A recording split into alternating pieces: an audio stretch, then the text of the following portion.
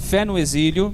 A gente encerra hoje, nós já falamos sobre resistência e diálogo. Para quem fez a tarefinha de casa, isso não era uma tarefa, mas para quem encarou o desafio, nós estamos lendo a carta, o livro de Daniel, e a intenção é nós observarmos a vida de Daniel, entendermos a história de Daniel e conseguir conectar isso com a nossa história nos dias de hoje. A gente viu algumas coisas, como por exemplo a resistência e diálogo. Daniel foi alguém que foi tirado da sua casa, não por opção.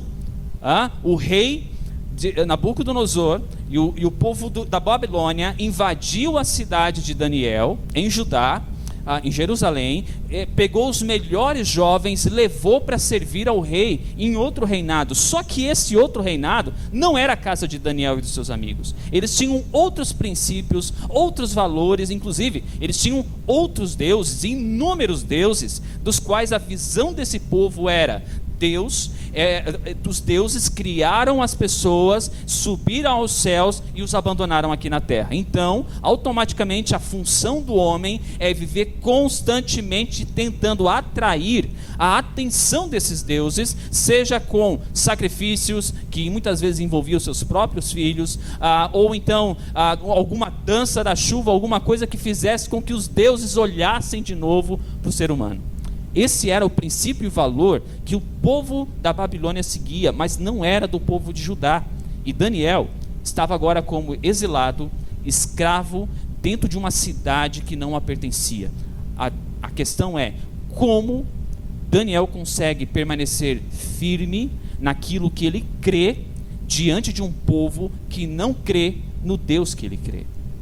É isso que nós estamos tratando. A primeira coisa que Daniel fez, e nós já vimos isso, foi estabelecer resistência, não resistência em conversar e comungar com as pessoas que estão ao seu redor. Ele conversava, ele trocava uma ideia, ele sentava à mesa, eles comiam junto, porém ele estabeleceu limites nisso, né? A segunda coisa é que nesse momento ele não estabeleceu uma resistência, que é talvez uma frase, uma palavra que a gente escuta muito hoje. Ele estabeleceu resistência através de diálogo. Tudo que Daniel confrontava, ele confrontava através de um diálogo. E Daniel era uma pessoa sábia para fazer. A segunda coisa é que nós vimos que toda a crise gerou em Daniel oportunidade. Isso é uma coisa interessante, porque quando nós observamos os dias maus como oportunidades, é muito mais fácil observar a oportunidade que nós tivemos do que observar agora um dia ruim como algo bom para uma boa oportunidade. A gente gosta de observar oportunidades antes que elas venham, ou talvez até a gente observe oportunidades que nós perdemos e não observamos. Mas o que a gente não gosta é entrar na crise e dizer: que bom que essa crise me gera oportunidade. Mas era isso que Daniel estava vivendo, uma crise que gerou para ele oportunidades. E por último, o que a gente viu semana passada é fazer tudo com excelência para se tornar uma influência. Em outras palavras, nos dias de hoje, quem tem uma câmera e paga uma internet é influencer. É o que a gente escuta hoje, não é? Só que sempre alguém está sendo influenciado por outro alguém, inclusive você. Talvez por mim, mas quem é que me influencia? E quem é que a pessoa que influencia a pessoa que me influencia? Entendeu essa frase? Quem influencia a pessoa que me influencia? Eu acho que você entendeu. Mas consegue entender que sempre nós estamos debaixo de uma ideia ou pensamento que está rolando no mundo ou na mídia. E isso nos faz tomar uma posição, ou muitos de nós não têm posição nenhuma e não sabem o que fazer. Hoje, o nosso tema vai nos levar para Daniel capítulo 4. E a gente vai ver agora o quanto foi importante Daniel se manter firme na sua visão cristã, ou no seu pensamento como um homem servo de Deus. E ele não se corromper em momento algum. Nosso tema de hoje é decisão e perseguição. Se você tiver a sua Bíblia, abra ou ligue a sua Bíblia, ou observe aqui em cima, vai estar aí, em algum momento vai aparecer, Daniel capítulo 4.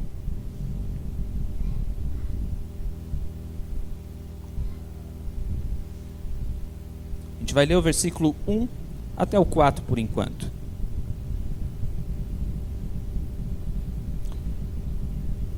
Você achou?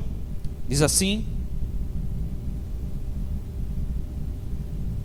o rei Nabucodonosor, aos homens de todas as nações, povos e línguas que vivem no mundo inteiro, paz e prosperidade. Deixa eu só perguntar, você lembra quem é o rei Nabucodonosor? O rei Nabucodonosor era o rei do reino mais rico economicamente daquela época, o homem mais poderoso daquela época. E você acha que o rei Nabucodonosor acreditava no Deus que Daniel servia? Não, o rei Nabucodonosor era o rei da Babilônia, e a Babilônia, ela tinha por práticas levantar inúmeros deuses. Cansei desse, eu levanto mais um. Cansei desse, eu quero mais um. A ideia sobre Deus era muito relativo para o povo da Babilônia. Mas perceba, olha o que o Nabucodonosor diz aqui, versículo 2: tenho a satisfação de falar-lhes a respeito dos sinais e das maravilhas que o Deus Altíssimo realizou para mim. Como são grandes os seus sinais, como são poderosas as suas maravilhas. O seu reino é reino eterno, o seu domínio dura de geração em geração.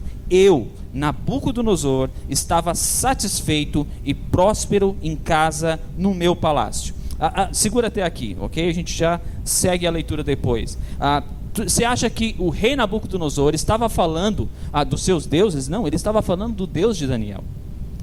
E deixa eu trazer para você de volta o que foi que aconteceu, o que o rei Nabucodonosor presenciou ao longo da história para ele chegar a essa conclusão de quem é o rei de Daniel. Um rei, uma pessoa que não acreditava em nenhum princípio ou valor desse Deus. De repente, ele começa a dizer o seguinte: homens e todas as nações da terra, povos e línguas que vivem no mundo inteiro, eu tenho a satisfação de falar-lhes a respeito dos sinais que esse Deus tem feito. E tem mais, ele deixa bem claro: eu, Nabucodonosor, eu mesmo, aquele que não se prostra, aquele que é o maioral, aquele que não recebe ordens, aquele que manda e desmanda, eu, Nabucodonosor, reconheço quem é esse Deus e o que ele faz. Eu quero trazer a tua atenção aqui. Quando nosso tema de hoje é decisão e perseguição. Todos nós temos em algum momento da nossa história alguma decisão a tomar, certo? Ou por acaso alguém aqui nunca tomou uma decisão na vida? Por acaso alguém aqui vive a seguinte vida, senta no sofá e pensa: quem dera meus pais chegassem aqui e dissessem, vai fazer isso, vai fazer aquilo, aí eu iria e faria, porque é tão difícil eu decidir levantar e fazer. Alguém está nesse ritmo? Alguém chega em casa depois que passa no vestibular, como o Jordão acabou de passar, né, Jordão? E aí chega em casa e diz assim: pois é, passei no vestibular. Esse não é o caso do Jordão, só para deixar claro, tá? Chega em casa e diz assim: passei no vestibular, pois é, o que eu faço? Ô mãe, o que tu quer que eu faça? E aí a mãe dele diz: é claro que tu vai fazer contabilidade, porque a Débora, sua vizinha, quer muito que você faça contabilidade, né? E assim foi, né? Mas imaginem uma pessoa que não tem opinião própria. Não estou falando do Jordão, embora eu usei o cara como exemplo. Você chega em casa e você não sabe o que tem que fazer, a menos que alguém intervenha na sua vida e diga o que você pode fazer. Você não sabe decidir sobre o teu futuro, ou sobre até mesmo com quem você vai casar. Eu sei, há momentos da nossa história, da nossa vida, que nós temos dúvidas se nós devemos avançar ou devemos recuar. A primeira briga que eu tive com a minha esposa foi quando ela perguntou para mim: e aí, você tem medo de casar comigo? E eu ser um namorado, a gente namorava, sei lá, há um mês, e eu queria ser um namorado assim, consciente, racional, e eu disse assim: ó, minha querida, exatamente assim, né, nesse tom de voz: ó, minha querida, existe uma fagulha de medo em meu coração. Gente, é sério, eu não sei, eu tenho vídeos gravados da gente há 10 anos atrás. Eu me escuto naqueles vídeos, eu penso, eu falava essas coisas. E desse jeito ainda. Enfim, eu disse para ela, eu tenho algumas fagulhas de medo em meu coração de casar com você. Eu pensei, dentro de mim, que ela ia pensar o seguinte: uau, como o meu namorado é uma pessoa pé no chão, racional, sincera, né? Sabe o que foi? Qual foi a reação dela? O quê? Você tem medo de casar comigo? Então a gente não deveria nem namorar. E foi a primeira briga. Você não imagina quantas horas levou para tentar reverter a situação antes de dormir. E a gente namorava à distância, só por telefone. Era muito simples, né? Ela desligava o telefone e estava tudo resolvido. Mas a questão é que nós temos medo, e nós é natural que nós tenhamos medo de tomar decisões. Mas quando nós chegamos àquele momento em que a gente sabe o que quer, a gente sabe o que quer, e a gente vai tomar uma decisão, e a gente quer tomar uma decisão, seja ela o que for. Porém, eu preciso trazer você de volta ao tema. Que decisões nós estamos falando aqui? Nós não estamos falando, ok? E no final dessa mensagem eu espero que você tome uma decisão na tua vida. Só que se você estiver pensando em tomar uma decisão em comprar um carro, mesmo sabendo que o teu salário não cobre as parcelas de um carro, não me culpe, não é sobre isso que nós estamos falando. Se você está pensando em trocar o celular, porque saiu uma nova geração aí de celular, teu que só tem 1 ano de uso, já está defasado, não cumpre mais a tua vontade, não me culpe, não é sobre isso que eu estou falando. Eu estou falando sobre vidas, ok? Eu estou falando sobre atitudes que vão ser relevantes para a tua casa e para a tua família de forma pessoal, não sobre os bens que você tem ou sobre os planos que você tem. Talvez envolvam planos, mas eu espero que esses planos não envolvam coisas que não sejam espirituais, mas algo que afete toda a tua família, porque é fato, toda vez que você toma uma decisão, isso não afeta apenas você. Uma frase de Facebook: decisões sempre afetarão a nossa história, mas atitudes geradas por essa decisão afetarão as pessoas ao nosso redor. Se colocarem isso no Facebook, coloquem o meu nome, tá? Foi eu que criei ela. Mas entenda que toda vez que eu tomo uma decisão, isso não se resume à minha vida. Isso afeta a vida da minha esposa, isso afeta a vida do meu filho, isso afeta até a vida de vocês como igreja. Toda vez que eu tomo uma decisão sobre mim, diretamente ela me afeta. Mas as atitudes que eu preciso ter dentro desse processo podem alcançar pessoas em muitos lugares. Como, por exemplo, imagina comigo um pai de família que observa que as finanças da casa estão todas desajeitadas, eles não estão conseguindo pagar aquilo que consomem, porque ganham menos, que isso está tudo descontrolado. De repente o homem reúne a família e ele diz o seguinte: senta todo mundo na mesa, porque o negócio é o seguinte, esse ano o Natal vai ter que ser um pouquinho mais apertado. Sim, esse ano cada um vai ganhar apenas um presente. E tem mais, o jantar vai ser nós, a família em casa, porque a gente não tem dinheiro para ir comer de novo naquele restaurante que a tua mãe tanto gosta e que é muito caro. Esse ano nós ficaremos em casa.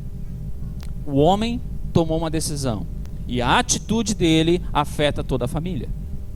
Eu sei que daí talvez ele precisa se privar de algumas coisas, e ele vai ter que lembrar a família o tempo todo que eles precisam também se privar de algumas coisas. Nada de largar cartão de crédito na mão de ninguém para ir ao shopping, nada de sair para comer, até que as finanças estejam em dia. Uma decisão de uma pessoa, mas uma atitude que afeta toda a casa. Entende como uma decisão afeta todos? Agora, a atitude que ele tem dentro dessa decisão é bom ou ruim para essa família?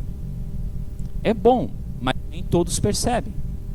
E aí que está, porque toda decisão que eu tomo, você pode dizer é uma boa decisão, mas você pode não gostar porque isso afeta você.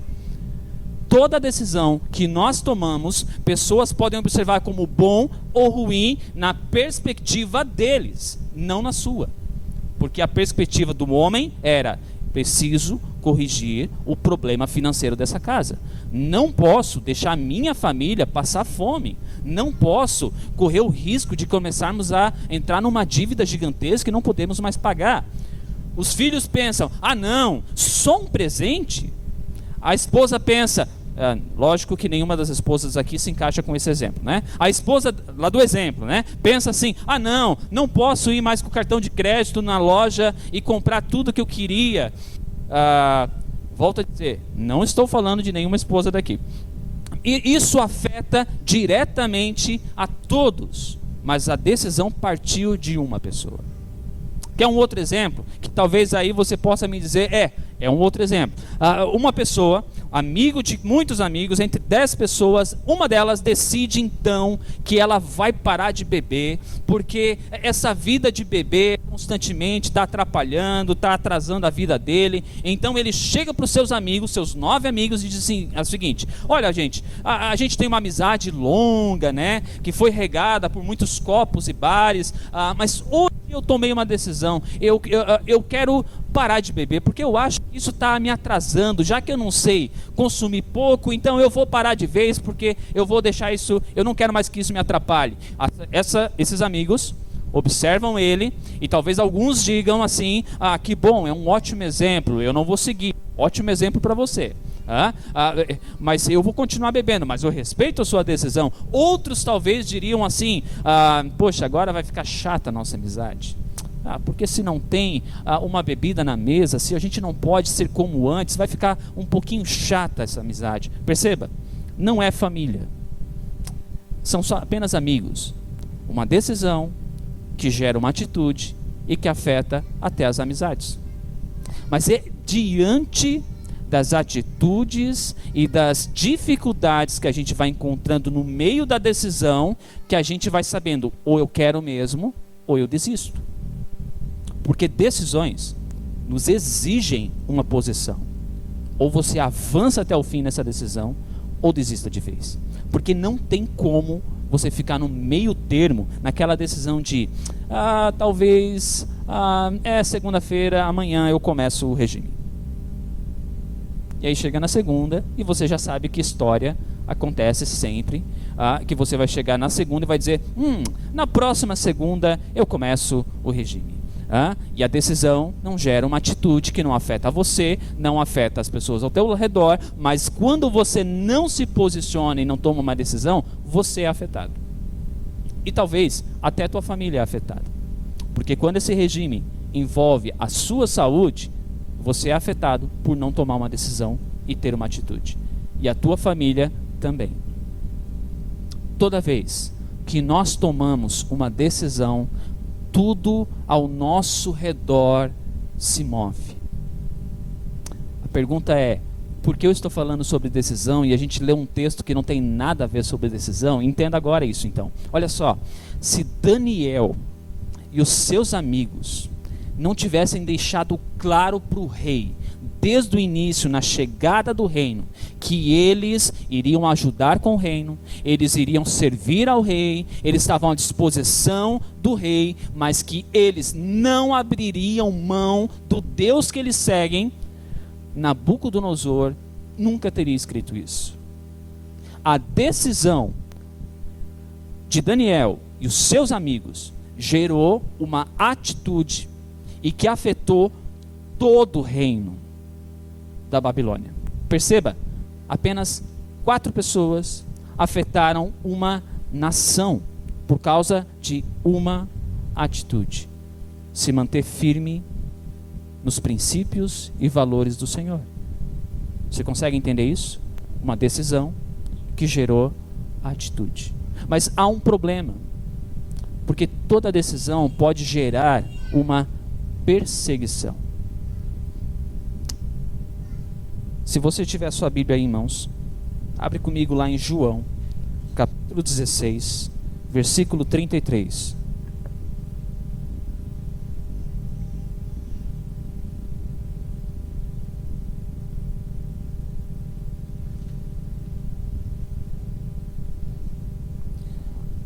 Evangelho de João, capítulo 16, versículo 33.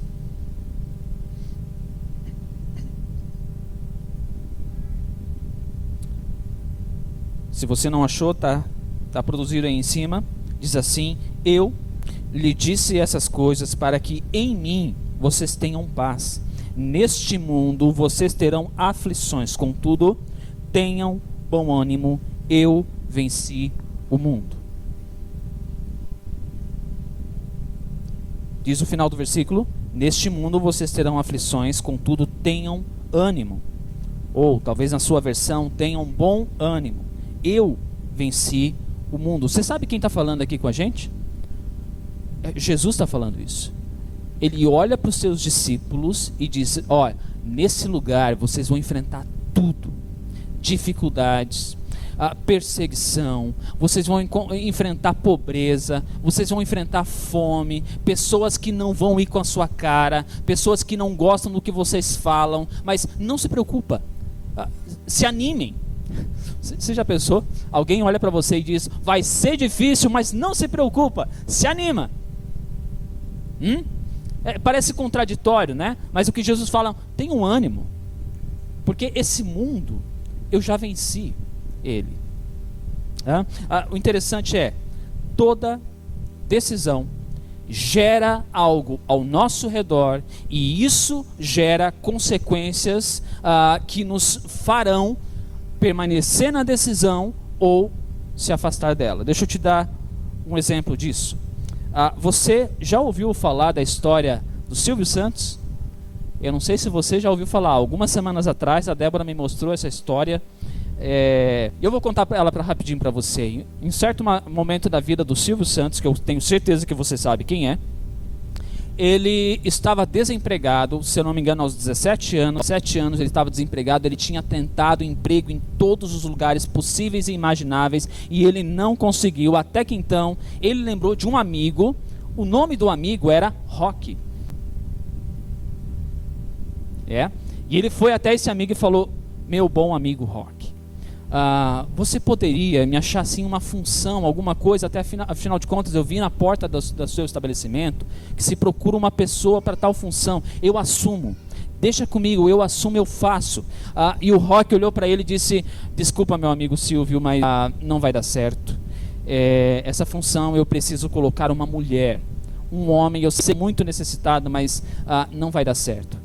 E aí então ele volta para casa frustrado, porque o seu amigo Rock não pôde dar aquele emprego, porque a exigência para a função era para uma mulher e não para um homem.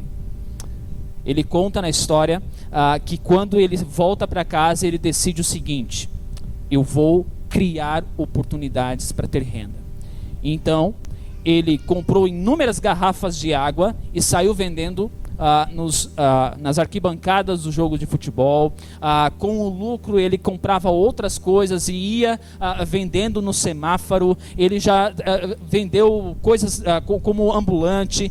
Ele fez inúmeras coisas para gerar emprego, para gerar renda, e ele não desistiu. Tudo por causa daquele não que ele escutou do seu amigo Rock. Mas no passar do tempo, ele se destacou quando ele foi empregado dentro de uma emissora, ele se destacou dentro daquele lugar, a ponto que ele chegou onde chegou. E sabe que quando ele estava lá, como diretor daquela emissora que acabou se tornando dono, alguém bate na portaria da emissora, se identificando como Rock, e pediu para ele emprego.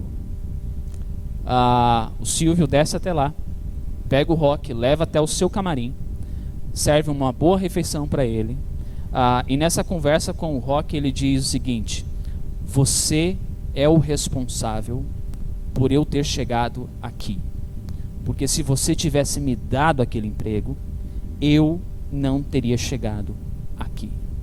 Quando você disse não para mim, eu entendi que eu precisava gerar oportunidades para mim, e eu corri atrás, eu decidi e eu cheguei aqui, porque você disse não para mim. Muito obrigado por dizer não. E a partir de agora você trabalha comigo. Você conhece o Rock que trabalha com o Silvio Santos? Você conhecia essa história? Diz o Facebook que foi assim a história, ok? O interessante é que tudo que nós decidimos gera uma oportunidade de nós avançarmos e atingirmos o alvo, ou desistir e parar logo, encerrar o plano. E uma das coisas que acontece na nossa história é que quando nós decidimos chegar a algum lugar, os obstáculos nos fazem repensar a decisão e voltar atrás, ou então entender por que caminho eu faço para chegar até esse lugar. A questão é que, se nós observarmos esse texto dizendo: neste mundo vocês terão aflições, mas contudo, tenham bom ânimo, eu venci esse mundo. Cuidado, porque esse versículo não está falando para o seu ego, ok? Ele não está trazendo uma dose de serotonina para o seu coração, e você pensar: pronto, agora eu tenho mais ânimo, e agora eu posso pensar o seguinte: aquele carro que eu queria comprar, eu tenho que lutar e comprar ele, porque é isso que o versículo está dizendo para mim, eu cansei da minha família, eu preciso de uma nova aventura dentro da minha história, então eu preciso de uma nova família. Não sei, não coloque esse versículo dentro do seu ego de uma decisão torta, certo?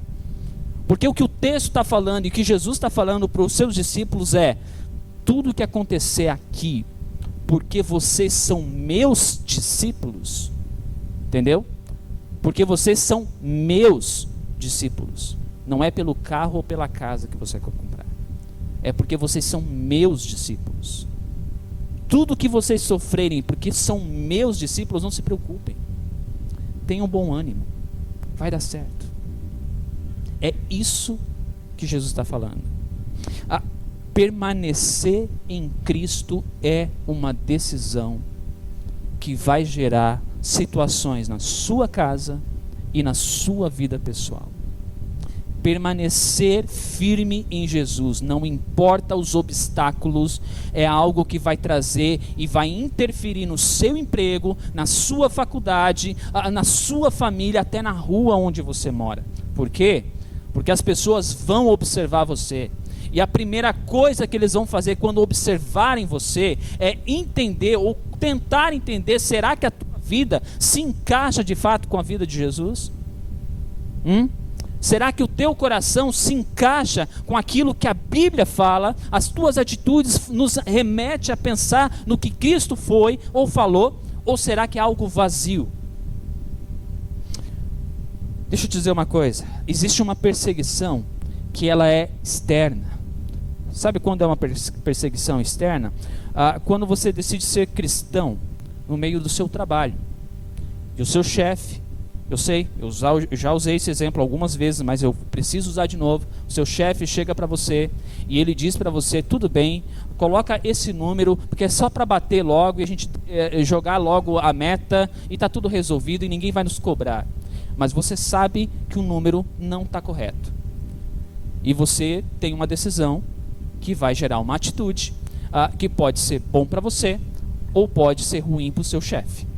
Ou talvez ele te elogie pela sua honestidade, ou talvez ele já ache muito ruim trabalhar com você quando você diz: eu não altero um número que não seja correto, eu não coloco uma informação que não esteja certa, eu tenho princípios e valores que não me permitem fazer tal coisa. Você consegue entender que essa decisão e essa atitude pode trazer problemas para você? Mas até onde você vai estar disposto a seguir com a sua decisão? Porque o que Jesus fala é: tenha um bom ânimo, eu venci todas essas dificuldades que você vai encontrar no mundo. Agora, porém, eu lembro muito bem quando a minha mãe decidiu ir para a igreja. E a minha mãe queria muito, mas muito ir para a igreja. E ela não chamou a família, não convocou a família para isso, ela simplesmente decidiu e foi. Meu pai chega em casa, descobre que a minha mãe foi para a igreja. Eu lembro como foi um caos aquela casa, porque o meu pai chegou em casa e a minha mãe não estava em casa. No outro dia, minha mãe disse: eu vou para a igreja, na outra semana. E meu pai disse: você não vai. E ela bateu o pé e foi para a igreja. E eu lembro de novo como foi um caos naquela casa, porque minha mãe foi para a igreja. Na terceira semana, Meu pai trancou a minha mãe dentro de casa. E ele disse: daqui você não vai sair. E ele trancou, ele pegou a chave e, acredite se quiser, ele jogou dentro da privada e puxou a descarga. É óbvio que a gente poderia sair pela janela, pelas portas dos fundos, mas a atitude dele, a decisão que ele tomou, gerou uma atitude que afetou toda a casa. A minha mãe pulou a janela e ela foi para a igreja. Você percebe que uma decisão nunca vem simples e leve, sempre vem com um obstáculo, sempre vem com um momento em que você diz: ou eu vou e enfrento os meus próprios medos, ou eu desisto de vez e fico por aqui mesmo. Agora, isso é uma perseguição externa. Sabe qual é a perseguição interna? Você talvez vá se assustar um pouco com o que eu vou dizer, mas é real, ok?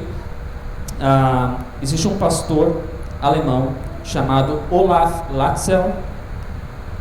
Eu li hoje a história dele. Ele foi processado pela Igreja Luterana da Alemanha. O que eu estou falando é real. Semana passada ele foi processado pela Igreja Luterana Alemã porque ele decidiu pregar o Evangelho como está na Bíblia. Ele decidiu pregar o Evangelho como ele é, que confronta o nosso pecado, que confronta as nossas atitudes e nos gera mudança. Ele decidiu pregar o Evangelho. E a frase dele é: eu só estou pregando o Evangelho de uma forma clara, disse o pastor Olavo. Eu acho que é meu dever ministrar a pregação dessa forma para os nossos irmãos. Você pensa assim, como assim? Por que isso gerou o processo? A Alemanha não é um país cristão. A Alemanha não é um país que a grande massa são evangélicos. Que problema ele teria de pregar o Evangelho de forma clara? A forma clara que ele está falando é apontando todas as falhas de todos que estão na igreja. Ele não está contando os seus pecados. Ele está usando a Bíblia e dizendo: a Bíblia diz isso. Se você faz isso, não faça mais. Ele não cita nomes. Ele não está dizendo quem é que faz e quem é que não faz. Ele está dizendo: isso não se pode aceitar na vida de um discípulo de Jesus. Isso é pregar o Evangelho de forma clara. E o problema que ele enfrenta é porque ele mudou a estratégia. Porque a estratégia era: venha para a igreja. Aqui é um lugar onde você canta uma musiquinha bonita. Aqui é um lugar onde você abraça o seu irmão e volta para casa se sentindo com um dever cumprido. Isso é ser cristão. Isso não é ser cristão. Isso é ser religioso. Isso é ser alguém, desculpa a expressão, um rato de igreja, que vai de igreja para igreja e não deixa. Porque quando nós entramos de fato num discipulado com Jesus, a nossa vida muda. E ela precisa mudar. Isso é perseguição interna. Mateus capítulo 5, verso 4 até o 10, e aqui eu já parto para o final. Diz assim: bem-aventurado os que choram, pois serão consolados. Bem-aventurados os humildes, pois eles receberão a terra por herança. Bem-aventurados os que têm fome e sede de justiça, pois serão satisfeitos. Bem-aventurados os misericordiosos, pois obterão misericórdia. Bem-aventurados os puros de coração, pois verão a Deus. Bem-aventurados os pacificadores, pois serão chamados filhos de Deus. Bem-aventurados os perseguidos por causa da justiça. Bem-aventurados serão, verso 11, bem-aventurados serão vocês quando, por minha causa, os insultarem, perseguirem e levantarem todo tipo de calúnia contra vocês. Alegrem-se e regozijem-se, porque grande é a recompensa de vocês nos céus, pois da mesma forma perseguiram os profetas que vieram antes de vocês. Vocês são sal da terra, mas se o sal perder o seu sabor, como restaurá-lo? Não servirá para nada, exceto para ser jogado fora e pisado pelos homens. Vocês são a luz do mundo. Suas decisões podem gerar perseguições, mas suas perseguições gerarão oportunidades. Vou repetir, se você não conseguiu anotar. Suas decisões podem gerar perseguições, mas as suas perseguições podem gerar oportunidades. Se mantenha firme. E quando eu digo firme, eu estou dizendo sobre a sua vida com Cristo. Segura com as duas mãos. Você pode fechar os seus olhos?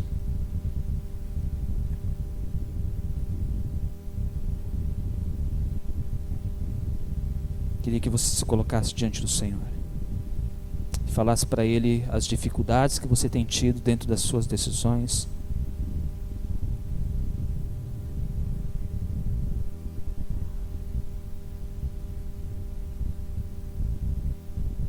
Você sabe quais são as dificuldades que você tem tido?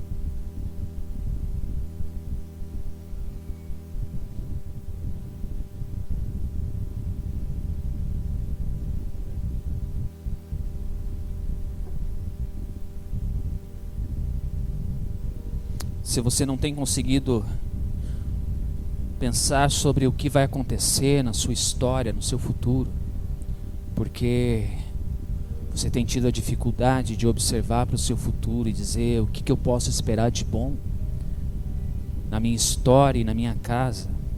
Parece que a minha casa está um caos e eu não sei para onde correr. Queria que você falasse com o Senhor para que Ele trouxesse ao seu coração e à sua mente decisões que precisam ser tomadas, para que a paz volte ao seu lar.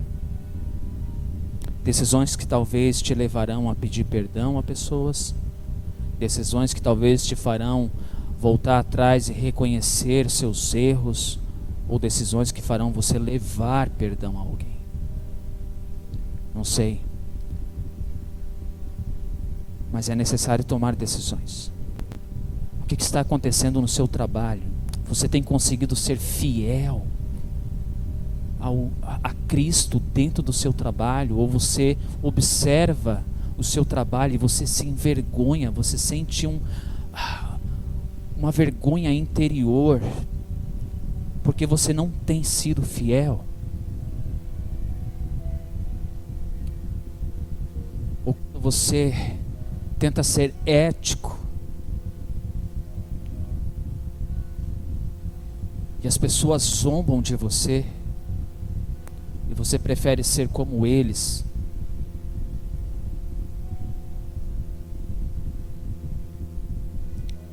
Ou dentro da sua família, sobre a fidelidade à sua esposa, ao seu marido, você tem tido dificuldades com isso? Mas hoje você tem a oportunidade de tomar uma decisão. Decisão que exigirá de você atitudes, mas que trará bênçãos.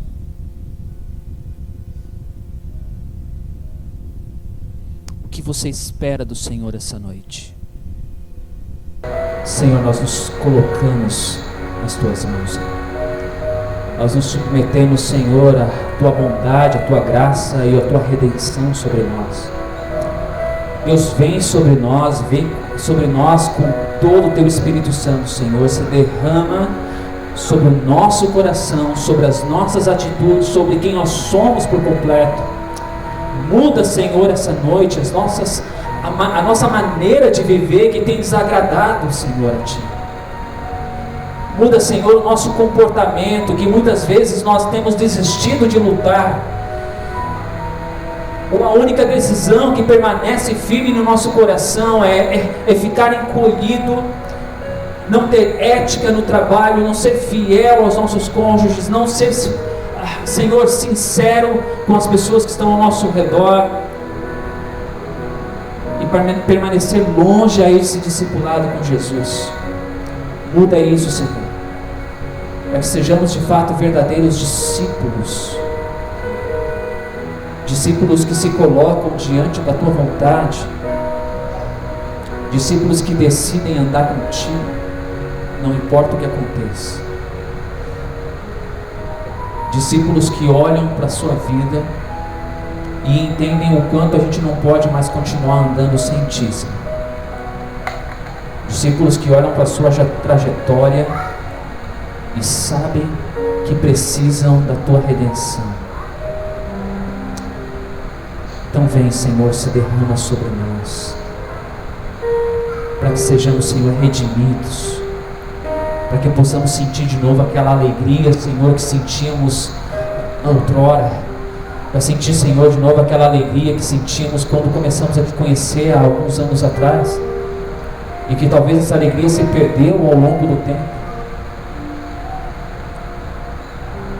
Restaura em nós, Senhor, a alegria da salvação, como disse o salmista no Salmo 51. Restaura em nós a alegria de nos mantermos firmes.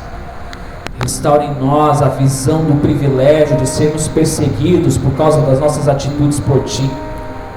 Sim, de sermos privilegiados porque nós vivemos profundamente a palavra e o nosso ânimo vem de Ti, não vem de pessoas, não vem de mensagens positivas, não vem de mensagens de autoajuda, Senhor, elas vêm da Tua palavra, que nos confronta, nos coloca de volta no Teu caminho, dentro de uma decisão que vai gerar atitude até o último dia da nossa vida.